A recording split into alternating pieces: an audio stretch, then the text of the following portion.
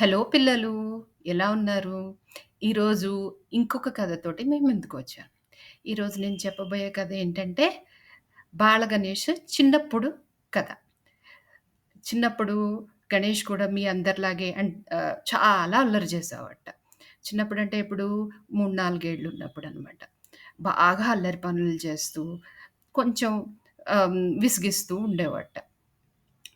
ఒకసారి ఏమైందంటే విష్ణుమూర్తి కైలాసానికొచ్చాడు. విష్ణుమూర్తి ఎవరు? గణేష్‌కి మేనమామ అవుతాడు. ఎట్లాగా? గ విష్ణుమూర్తి, పార్వతీదేవి అన్నా చెల్లెళ్ళనమాట. అందుకని విష్ణుమూర్తి గణేష్‌కి, వినాయకుడికి మేనమామ అవుతాడు. కైలాసానికొచ్చి ఈశ్వరుడితోటి, పార్వతితోటి అన్నీ మాట్లాడిన తర్వాత హ్మ్. గణేష్‌ని వైకుంఠానికి తీసుకెళ్ళాలి అనుకున్నాడు. ఇంకొక విషయం జెప్పాలి మీకు. విష్ణుమూర్తికి దగ్గర ఏమేముంటాయి? శంఖము, చక్రము ఉంటాయి. ఆ 2 అంటే విష్ణుమూర్తికి చాలా ఇష్టం శంఖ చక్రాలంటే. విష్ణుమూర్తి శంఖం పేరేంటి? పాంచజన్యం. చక్రం పేరు సుదర్శన్ చక్రం. ఆ 2 ఎప్పుడు తనతోనే పెట్టుకుంటూ ఉంటాడు.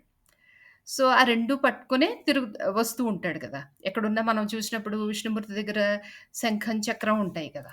సో, గణేషుడికి కూడాను చిన్న పిల్లాడు కదా!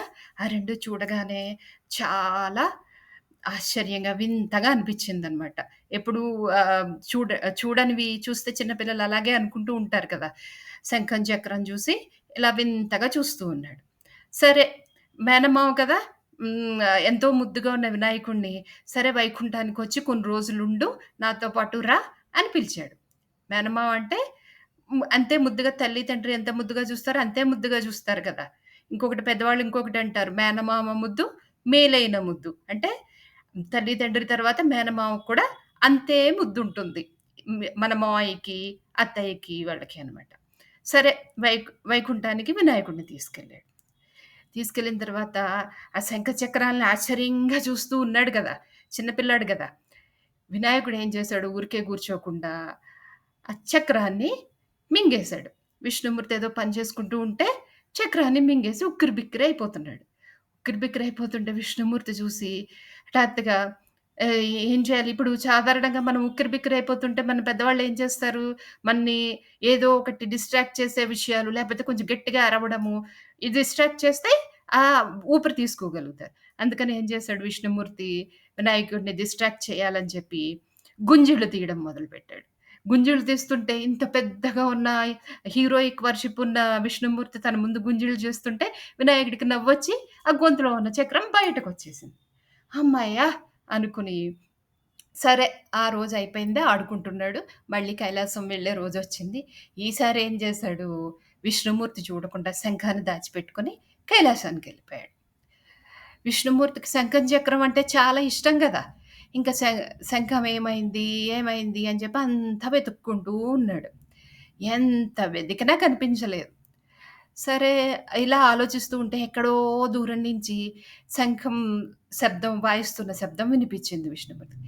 ఎక్కడి నుంచి వినిపిస్తోందా అని చెప్పి వింటే దూరంగా దాన్ని ఫాలో అవుతూ వెళ్ళాడు. వెళ్తే కైలాసం నుంచి వస్తోందది. సరే, కైలాసానికి వెళ్ళాడు. కైలాసానికి వెళ్లి చూసేసరికి అక్కడ వినాయకుడు చక్కగా శంఖం పెట్టి ఆడుకుంటూ, గట్టిగా ఊదేస్తూ, ఎక్కడ పడితే అక్కడ గంతులేసుకుంటూ, ఏదో దొరికింది, వింత వస్తువు దొరికిందని చెప్పి దాన్ని పట్టుకొని ఆడుకుంటూ ఉన్నాడు. అక్కడికెళ్ళి విష్ణుమూర్తి శివుడి దగ్గరికెళ్ళి, "వినాయకుడు నా శంఖాన్ని తెచ్చేసినట్టున్నాడు. కొంచెం నా శంఖం నాకిప్పిచ్చేయండి" అన్నాడు. అంటే అప్పుడు శివుడన్నాడు, "నీకు తెలుసు గదా!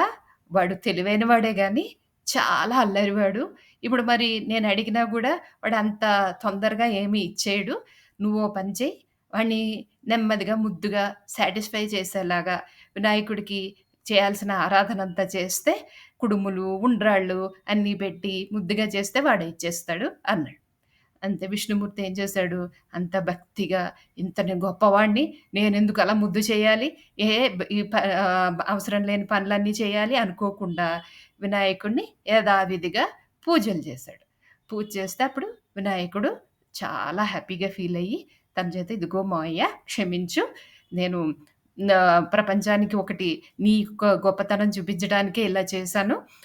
అని చెప్పి శ శంఖాన్ని విష్ణుమూర్తికి తిరిగి ఇచ్చేసాడు. అది తీసుకొని విష్ణుమూర్తి తిరిగి వైకుంఠానికి వెళ్ళిపోయాడు. ఈ కథలో మనకు తెలిసిన నీతేంటి? మొదట విష్ణుమూర్తి లాంటి గొప్ప ఒక సూపర్ పవర్. విష్ణుమూర్తి అంటే తెలుసు కదా! అన్ని లోకాలన్నిటికీ పాలకుడు. అలాంటి విష్ణుమూర్తి గూడా నేనేంటి ఈ చిన్న పిల్లవాడి ముందు ఇలా తల వంచడం ఏంటి అని జెప్పేసి అనుకోకుండా గర్వం ఏమీ చూపించకుండా ఎంతో వినయంగా వినాయకుడు చాలా చిన్నవాడైనా సరే తన ముందు తన ఇగోని తగ్గించుకొని వినాయకుడిని పూజించాడు. అలాగే గణేష్ యొక్క స అల్లరి పనులు అవన్నీ కూడా తెలుస్తున్నాయి.